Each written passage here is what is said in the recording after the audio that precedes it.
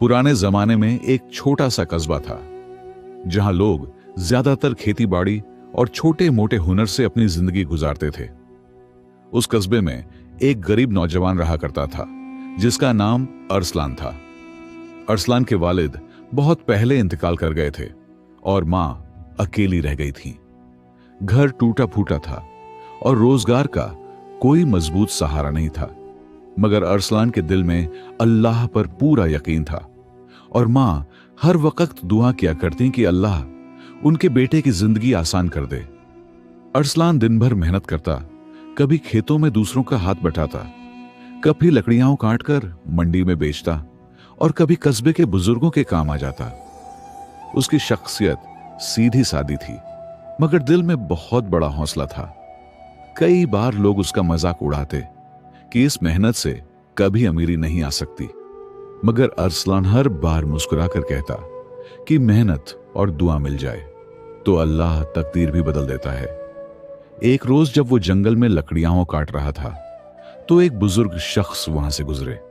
उनके कपड़े पुराने मगर साफ थे, दाढ़ी सफेद थी और आंखों में अजीब सी चमक। उन्होंने अरसलान से पानी मांगा। अरसलान ने अपना छोटा सा मशक उनके सामने रख दिया। बुजुर्ग ने पानी पिया और बोले, बेटा, तेरी आंखों में एक अजीब रोशनी है। तू मेहनत करने वाला है, मगर तेरा असली सहारा तेरी मां की दुआएं हैं। याद रख, जब मां रो रो कर दुआ करती है तो आसमान के दरवाजे खुल जाते हैं।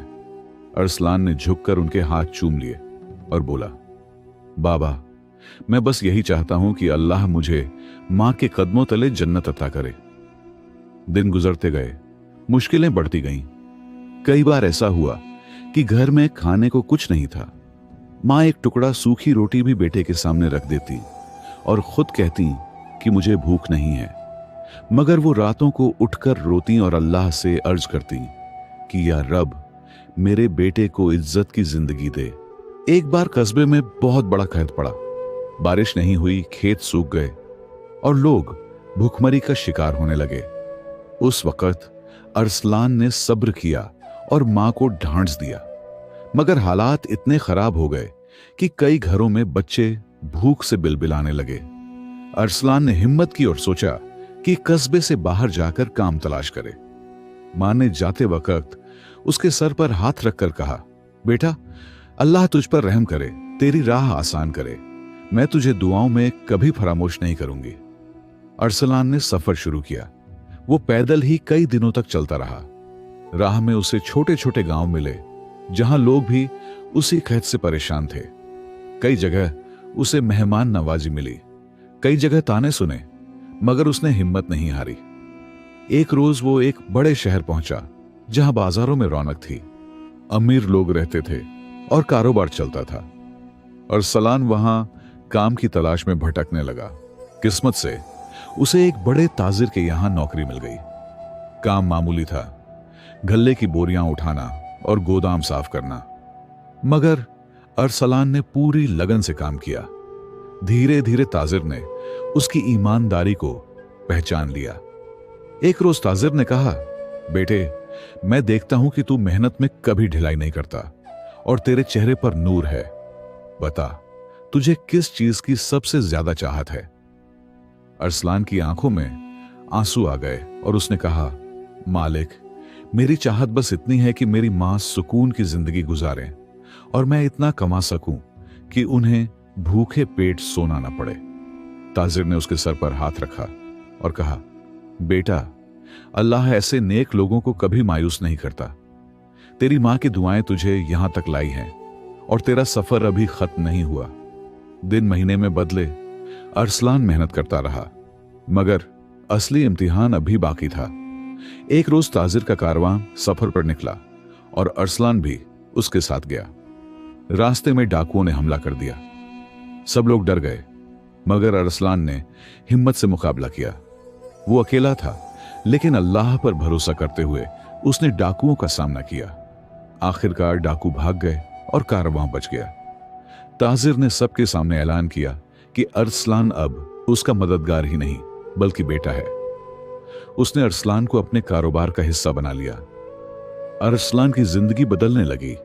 मगर उसके दिल में घमंड नहीं आया। वो हमेशा कहता, ये सब मेरी मां की दुआ और अल्लाह की रहमत है। प्यारे दोस्तों, अगर आप हमारी वीडियोस को पसंद करते हैं तो आपका बहुत बहुत शुक्रिया। लेकिन हम आपसे एक छोटी सी दरख्वास्त करना चाहते हैं। आपकी हौसला अफजाई ही हमें मजीद बेहतर वीडियोस बनाने में मदद देती है।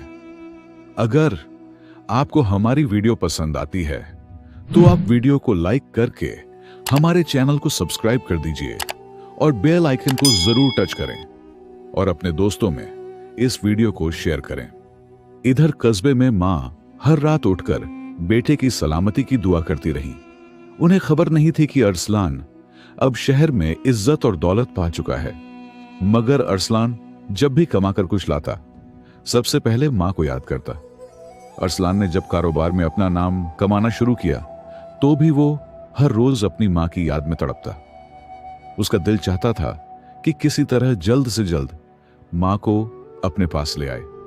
मगर सफर लंबा था और कारवां अक्सर साल में 1 या 2 बार ही कस्बे की तरफ जाता। इसलिए उसने इंतजार किया और दुआ करता रहा कि अल्लाह जल्द मां से मुलाकात कराए। एक रोज ताजिर ने कहा कि अगले महीने हमारा कारवां उस तरफ जाएगा जहां से तू आया है। अरसलान की आंखों में खुशी के आंसू आ गए। वो बोला, मालिक, अगर इजाजत दें तो मैं अपनी मां को यहां ले आना चाहता हूं। ताजिर ने मुस्कुराकर कहा, बेटा, तेरी मां की दुआएं ही हैं जिनसे तेरा मुकाम बना है। तू उन्हें जरूर लेकर आना। सफर शुरू हुआ। अरसलान के दिल में बेचैनी थी। कई रातें उसने करवटें बदलते गुजारी।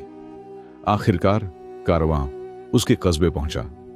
जब अरसलान अपने पुराने घर के दरवाजे पर पहुंचा तो दिल जोरों से धड़क रहा था।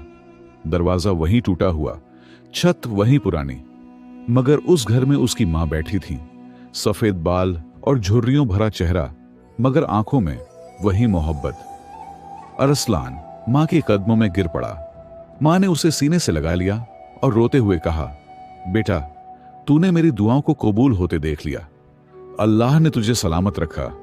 अरसलान ने मां को सब हाल सुनाया और कहा, अब मैं आपको अपने साथ ले जाऊंगा, वहां आपको आराम मिलेगा।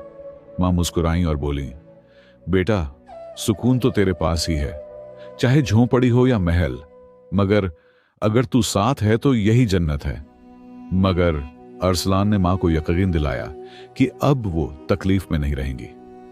कारवां रवाना हुआ और अरसलान अपनी मां को शहर ले आया। वहां उनका शानदार मकान था, नौकर चाकर थे और कारोबार की रौनक थी। मगर अरसलान ने कभी मां को अकेला महसूस नहीं होने दिया।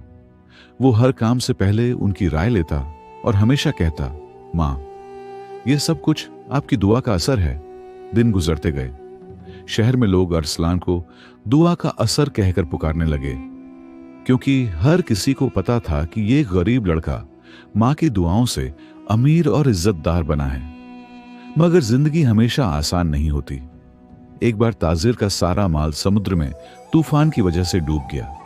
लोग घबरा गए और कई कारोबारियों ने दिवालियापन का ऐलान कर दिया। अरसलान भी परेशान हुआ, मगर उसने मां से कहा, आप दुआ कीजिए, अल्लाह हमें संभालेगा।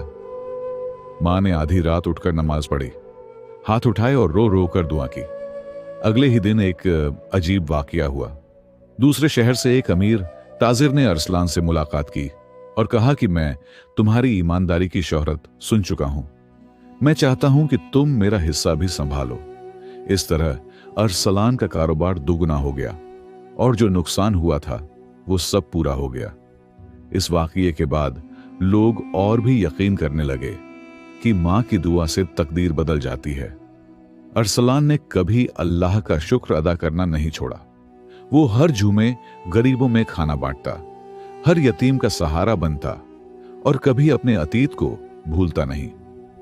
वक्त गुजरता रहा। अरसलान बूढ़ा हो गया, मगर उसके दिल में वही आदाब, वही यकीन रहा। मां भी बुजुर्गी की हदों में पहुंच गई। एक रात उन्होंने बेटे को पास बुलाया और कहा, बेटा, मैंने तुझे हमेशा दुआ में मांगा था।